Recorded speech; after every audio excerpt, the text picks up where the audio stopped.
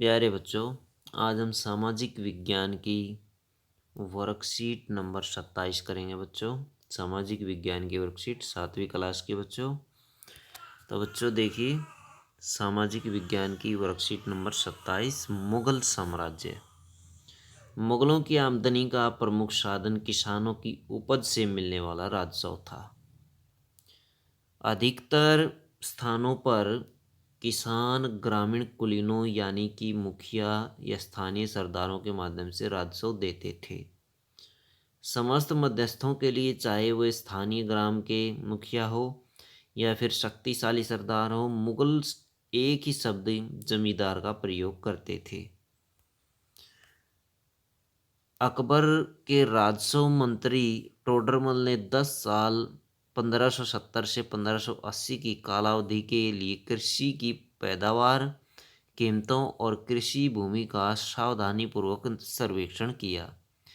प्राप्त आंकड़ों के आधार पर प्रत्येक फसल पर नकद के रूप में कर अथवा राजस्व निश्चित कर दिया गया। प्रत्येक सूबे अथवा प्रांत को राजस्व मंडलों में बांटा गया और प्रत्येक की हर फसल के लिए राजस्व दर की अलग सूची बनाई गई।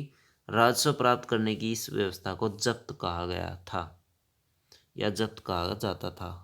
जब्त व्यवस्था उन स्थानों पर प्रचलित थी जहां पर मुगल प्रशासनिक अधिकारी भूमि का निरीक्षण करते थे और सावधानीपूर्वक उनका हिसाब रख सकते थे। ऐसा निरीक्षण गुजरात और बंगाल जैसे प्रांतों में संभव नहीं हो पाया। कुछ क्षेत्रों में जमींदार इतने शक्तिशाली थे कि मुगल प्रशासकों द्वारा शोषण किए जाने की स्थिति में भी विद्रोह कर सकते थे। कभी कभी एक ही जाति के जमींदार या किसान मुगल सत्ता के खिलाफ मिलकर विद्रोह कर देते थे। 17वीं शताब्दी के आखिर से ऐसे किसान विद्रोह ने मुगल साम्राज्य के स्थायित्व को चुनौती दी। ये चित्र देखिए बच्चों, शाहजहां के राजकाल का एक लघु चित्र जिसमें उसके पिता के समय के भ्रष्टाचार के बारे में दिखाया गया है। निम्न प्रश्नों के उत्तर दीजिए। मुगलों की आमदनी का प्रमुख साधन क्या था? क्या था बच्चों? राजस्व अथवा कर। मुगलों की आमदनी का प्रमुख साधन किसानों की उपज से मिलने वाला राजस्व था। तो ये उत्तर है पहले का।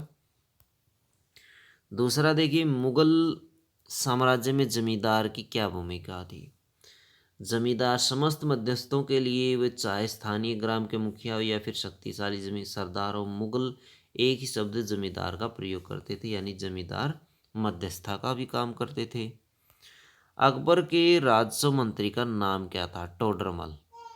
फिर क्वेश्चन नंबर 4 बच्चों, जब्त शब्द से आप क्या समझते हैं? जब्त शब्द से जब्त क्या है? प्रत्येक सूबे या प्रांत को राजस्व मंडलों में बांटा गया और प्रत्येक की हर फसल के लिए राजस्व की दर की अलग सूची बनाई गई।